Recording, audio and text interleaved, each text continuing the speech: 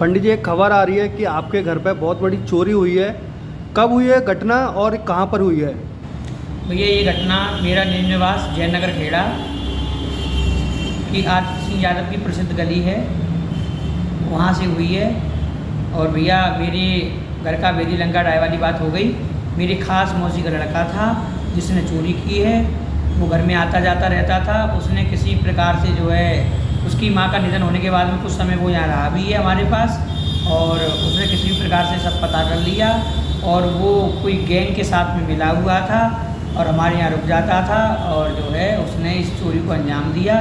एक दिन हम जो है गोवर्धन गए थे तो इसी को छोड़ गए थे क्योंकि सारे लोगों को जाना था, और ये रह गया अकेला और इसने सब पता कर लिया था। हमारा सब जो है इसने कैश और 40 से 45 तोला ज्वेलरी और जो है मतलब ATM का कार्ड पहन कर ले गया था, उसमें से भी 82,000 रुपये इसने गायब कर दिए। ये पता हमें 5 तारीख को मैं जब जा रहा था तो पैसे की ज़रूरत थी। मैंने अलमारी खोली तो पैसा नहीं मिला।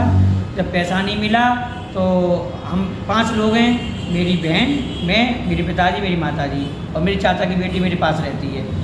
तो इस प्रकार 5 लोग हैं और छठवां था ये राजा। तो 5 लोग ने तो लिया नहीं है, तो इसी ने लिया था। तो हमने सीधे इसी का नाम लिया। 100 नंबर पे हमने कंप्लेंट की लखनऊ। वहाँ से जो है बड़ी कड़ी कार्रवाई की गई है, इसको पकड़ा गया है। और ग्रोह बहुत बड़ा है और इतना बच्चों को बातों में देने वाला ग्रोह है, और ये घरों को बर्बाद करने वाला है। आज हमारा घर बर्बाद हुआ है। इसलिए हम तो बस यही चाहते हैं कि हम इसे कठिन से कठिन कार्रवाई जो कर रहे हैं उसमें कुछ गुंडे पकड़े गए हैं, माल भी बरामद हुआ है, कैश आदि, पैसा, जेवर आदि। और जो गुंडे फरार हैं उन्हें भी पकड़ने की पूरी कोशिश कर रहे हैं प्रशासन। और बस मेरी आपके चैनल से यही प्रार्थना आएगी कि हमारा जो माल गया है वो हमें प्राप्त हो जाए, क्योंकि दिसंबर में हमारी बहनों की शादी है। हम बिल्कुल डिप्रेशन में चले गए हैं। हमारा मस्तक काम नहीं कर रहा है, हमारा हाथ पैर काम नहीं कर रहे हैं, भगवान की हम आराधना नहीं कर पा रहे हैं। तो बस हम यही चाहते हैं। प्रशासन ने आपसे क्या आश्वासन दिया है? प्रशासन ने हमसे ये आश्वासन दिया है कि आप हमारे धर्मगुरु हो, आपका जो धन रसातल में भी अगर चोर ले गए हैं तो हम उसको ला करके वापस लाने की तो पूरी जिम्मेदारी लेते हैं। कुछ गुंडे पकड़े गए हैं, माल भी बरामद हुआ है। कुछ गुंडों जो फरार हैं, कुछ गुंडे वे पकड़े जाएंगे। तो मुझे संभवतः लगता है कि हम पूरे प्रयास कर रहा है प्रशासन, तो हमें माल हमारा मिल जाए। आपको कब पता चला कि आपके घर में जो बच्चा रह रहा है वही चोर है? 1000 रुपये माताजी ने भाई ने रख दिए थे, और जैसे ही रखे कोई भी नहीं था घर में, खाली माताजी थी और वो मेरी मौसी का बेटा था, राजा उसका नाम है। और स्कूल में उसका नाम था अर्णव दीक्षित।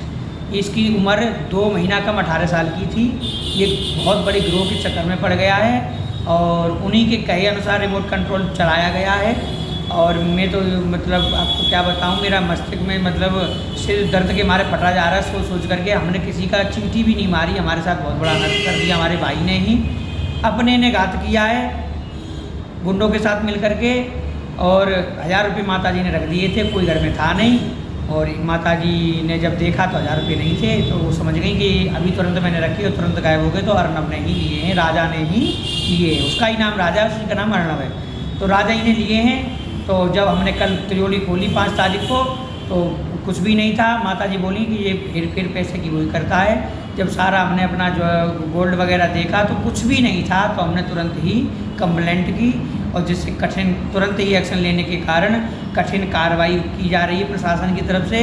कुछ गुंडे पकड़े गए हैं, कुछ अभी बाकी हैं, और जो बाकी गुंडे पकड़ जाएं तो हमारा काम हल हो जाए और कोर्ट के द्वारा हमें न्यायपूर्वक हमें न्याय मिले।